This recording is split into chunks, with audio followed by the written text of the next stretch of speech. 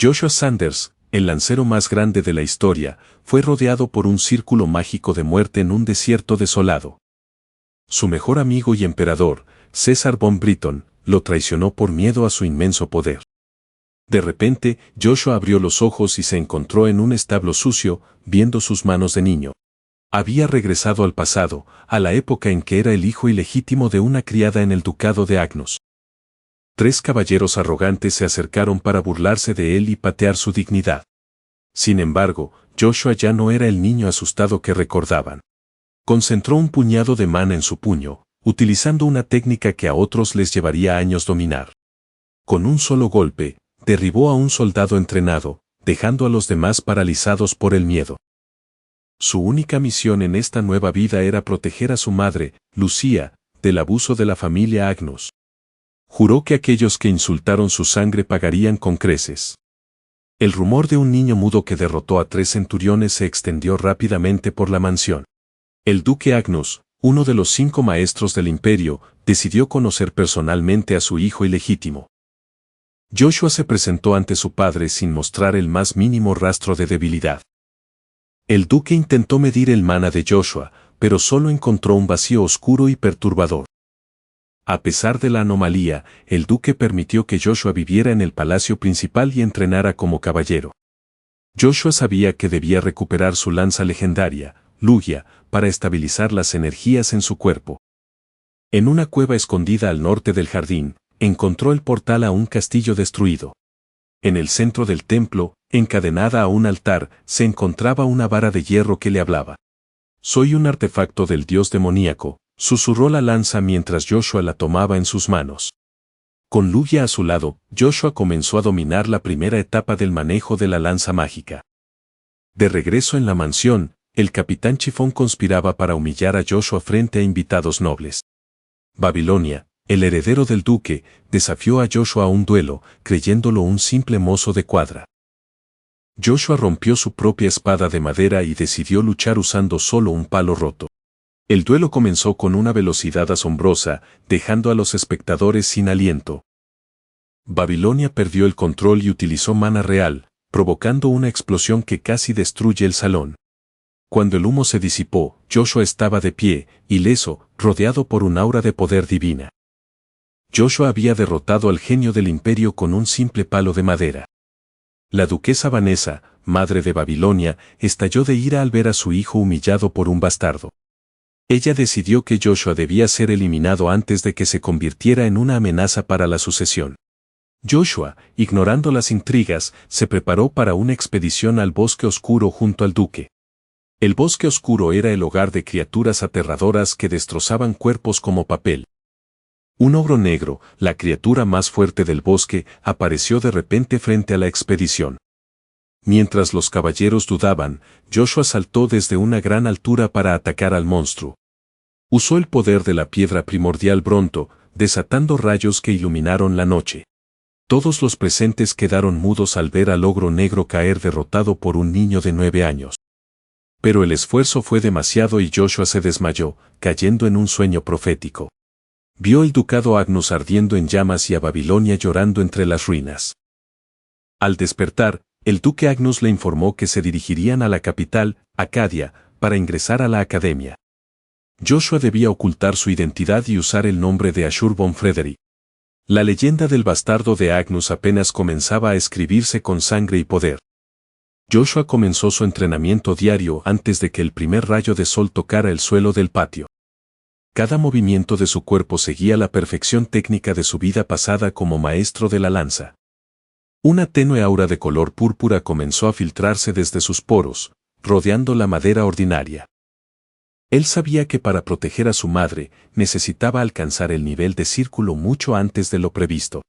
Los guardias del ducado observaban desde lejos, murmurando sobre el talento antinatural del joven bastardo. De repente, un grupo de caballeros leales al hijo mayor, Babel, interrumpió su práctica con burlas. El líder del grupo exigió que Joshua le entregara su campo de entrenamiento personal.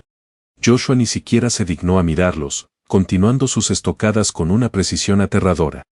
Ofendido por la indiferencia, el caballero desenvainó su espada de práctica y cargó contra el niño. En un parpadeo, Joshua giró sobre su eje, golpeando la muñeca del hombre con la punta del palo. El sonido del hueso crujiendo resonó en todo el patio, silenciando los insultos de los demás. Joshua clavó la punta de madera en la garganta del caballero caído, sus ojos brillando con una luz fría.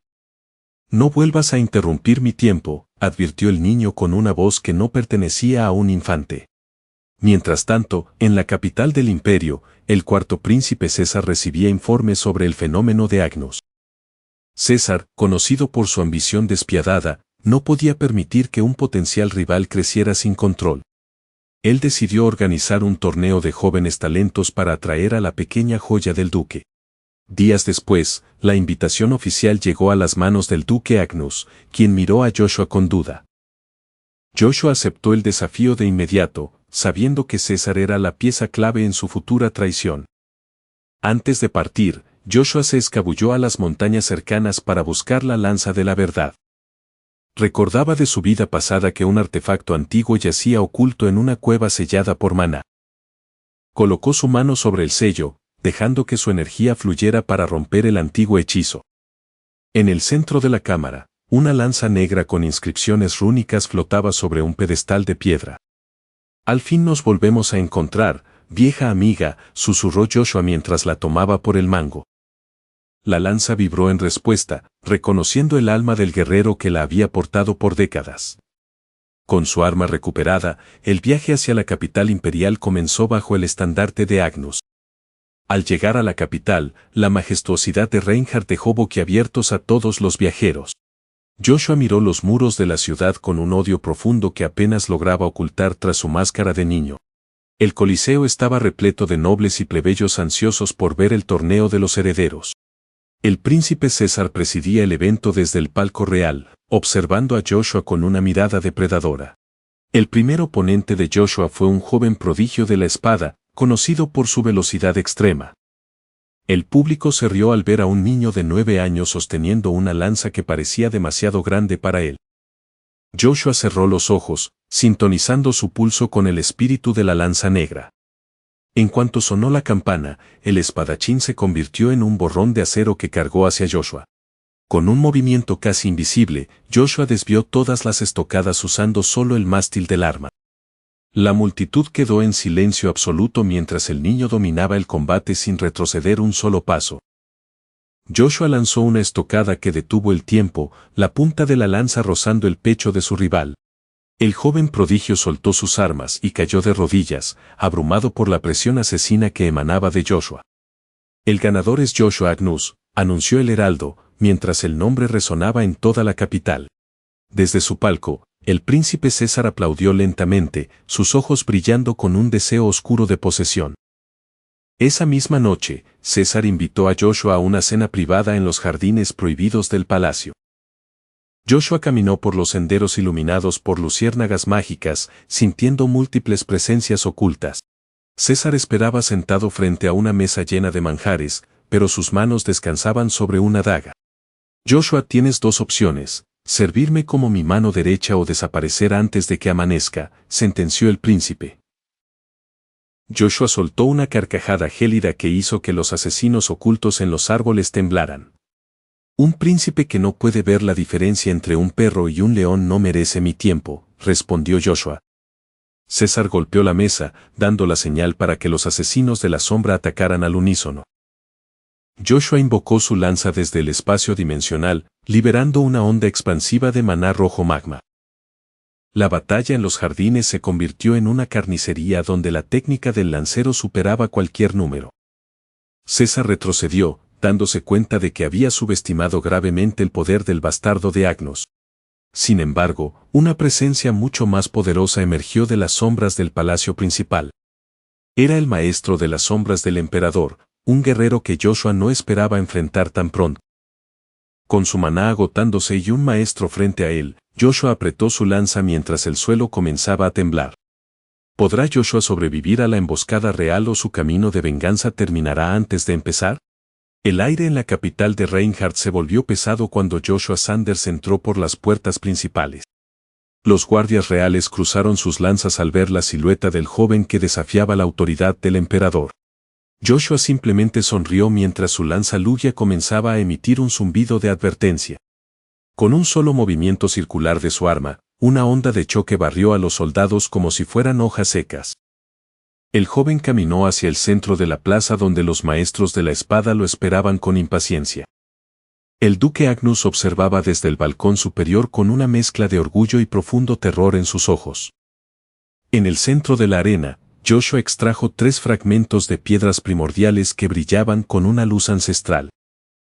Había llegado el momento de revelar el secreto que guardó durante su segunda vida entera.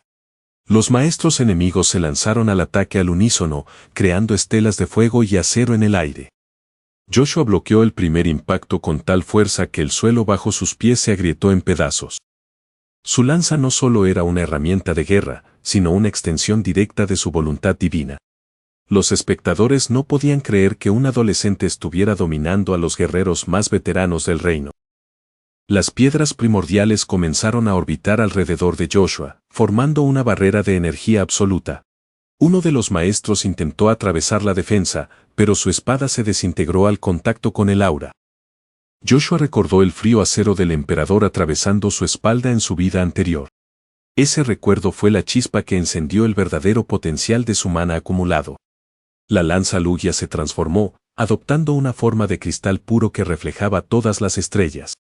Con una velocidad que superaba la percepción humana, Joshua atravesó las filas de sus oponentes. Los maestros cayeron uno a uno, sus orgullosas armaduras rotas por el poder del lancero. El duque Agnus descendió finalmente al campo de batalla, desenvainando su espada con un suspiro pesado. Miró a su hijo ilegítimo y reconoció que el niño que despreció se había convertido en un dios. Joshua apuntó su lanza directamente al corazón del hombre que le dio la vida y el dolor. El duelo entre padre e hijo sacudió los cimientos del palacio de Reinhardt. Joshua utilizó la técnica prohibida del lancero celestial para anular la defensa de su padre. La espada del duque voló por los aires, dejando al guerrero más fuerte del imperio desarmado. En lugar del golpe final, Joshua detuvo su lanza a milímetros de la garganta del duque. Joshua declaró que su venganza no era por odio, sino por la justicia que su madre merecía. El cielo se abrió y una luz dorada descendió sobre el joven lancero, reconociéndolo como el nuevo soberano. Los traidores que aún se escondían en las sombras huyeron al ver la manifestación del poder primordial. El pueblo de Reinhardt comenzó a vitorear el nombre de su nuevo salvador. Joshua regresó a su hogar para encontrar a su madre esperándolo en el jardín de flores. Ella lo abrazó con fuerza, sabiendo que el largo camino de sufrimiento finalmente había terminado. Las piedras primordiales se integraron en el cuerpo de Joshua, otorgándole una longevidad y sabiduría infinitas. El imperio Agnus comenzó una era de prosperidad bajo la guía indirecta del joven maestro. Joshua dejó su lanza Lugia clavada en la cima de la montaña más alta como símbolo de paz. Ya no necesitaba pelear, pues su nombre era suficiente para mantener a raya a cualquier enemigo. Miró hacia el horizonte y recordó todas las batallas que lo llevaron a este momento de tranquilidad. El legado del lancero legendario viviría para siempre en los cantos de los bardos y la memoria de su pueblo. Un nuevo capítulo comenzaba, uno donde el amor superaba al odio y la lealtad a la traición. Joshua Sanders finalmente había regresado a casa, completando su destino como el guerrero supremo del continente.